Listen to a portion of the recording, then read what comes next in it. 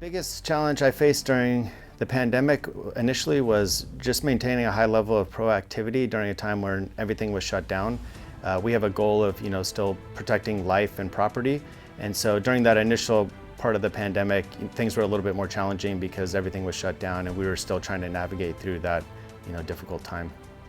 My biggest challenge was continuing to provide the high level of service to the Danville citizens. A lot of things changed for us. We try to limit our contact with people as much as possible just to keep us safe and the public safe. So we ended up having to do a lot of stuff on the phone or via email. So it just, because usually we like to go talk to people in person. It works better for everybody. We get a better story from them. We're able to write a better police report and track down the criminal better.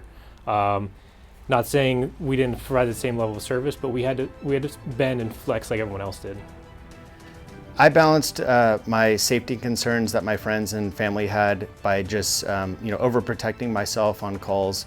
So during the initial stages of the pandemic, when everything was kind of scary and new, we were masking up and of course wearing gowns and just doing everything we could to protect ourselves. Personal hygiene was a must as well, and so we were washing our hands and just basically doing everything that the CDC was recommending. Balancing my relationships with family and friends, it definitely was different than it used to be, obviously. I couldn't go see people as often, there wasn't things to do. So I just tried to stay in contact, whether it was over the phone, texts. I tried to distance myself a little bit from people that were elderly, like grandparents or my parents, because I didn't want to expose them to something that I brought home from work. I just assured them that we were taking all the proper safety precautions as far as gloves, masks, gowns, distancing ourselves from people when possible, and just keeping up the personal hygiene, washing hands, using hand sanitizer, and that kind of stuff. On the subject of mental health, thankfully, I came into the pandemic with fairly healthy habits already. And so when the gym was shutting down, I was, making my own workouts at home. I have a dog that, I take care of, obviously. And so I was going on trips with him and getting outside and getting sunshine, getting some hiking in. So I just tried to maintain a balance of my work and my physical and mental health.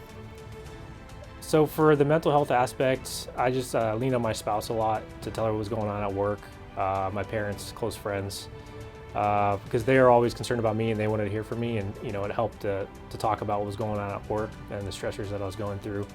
And then for physical health, I'm an avid gym goer, but that definitely changed when everything got shut down. So I had to change it up, get a jump rope, some dumbbells at home, and do a lot of garage workouts. I also enjoy riding mountain bikes, so luckily outdoors was still open for the most part, so that was something I did a lot.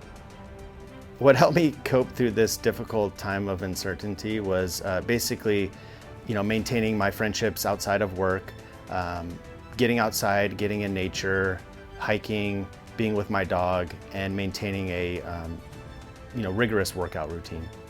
What helped me cope during this time was focusing on the things I could control, which was what I put in my body and what I do as far as keeping myself healthy.